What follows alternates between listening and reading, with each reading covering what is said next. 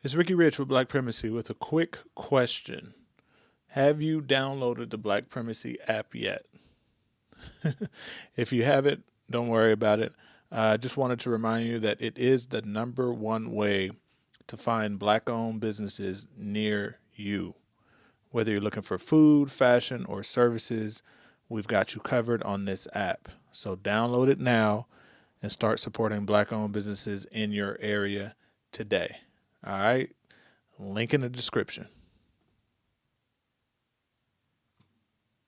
I think it's very risky to believe that most of us should go work for white people.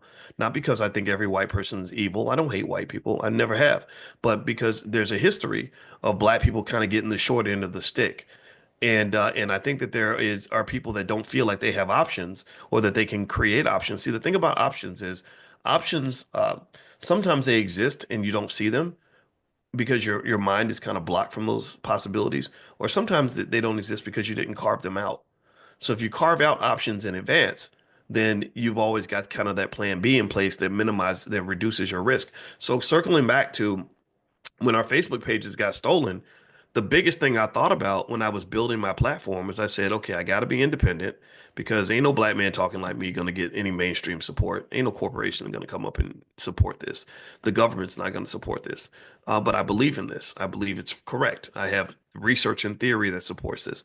I also don't believe in reapplying false solutions that have never worked before. So I am the person that loses friends because I say, show me evidence that any political party running any black district in America has led to a substantial increase in the wealth of that district. You show me one example. I can't find any. Show me an example where having more rappers and black politicians has ever led to an increase in black wealth.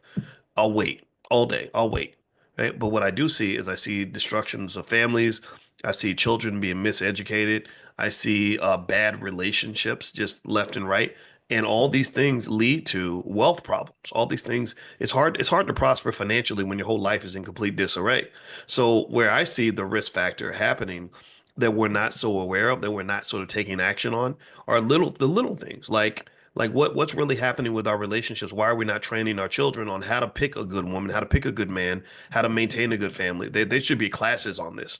I see risk factors in terms of our deep commitment to uh, going deep in debt to big universities that literally are proven to reduce black wealth because you can't repay your student loans.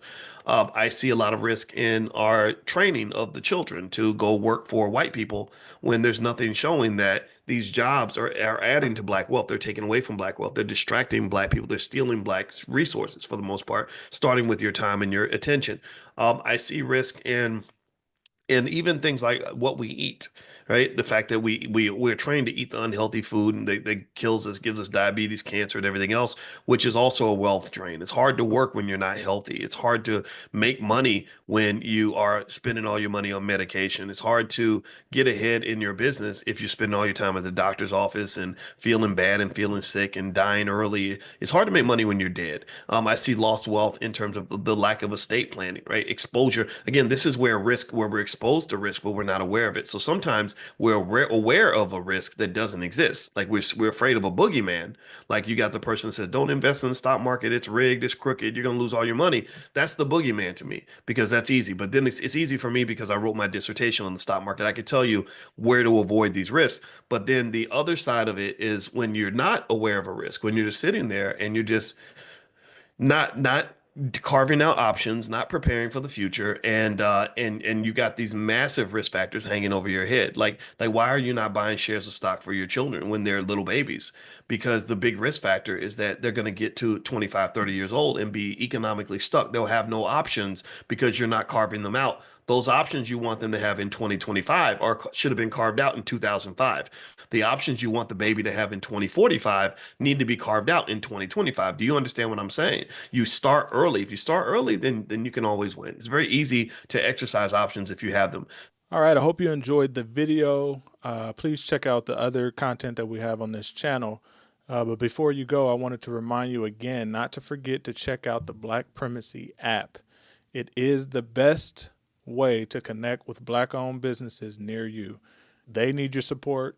We need your support. Link in the description.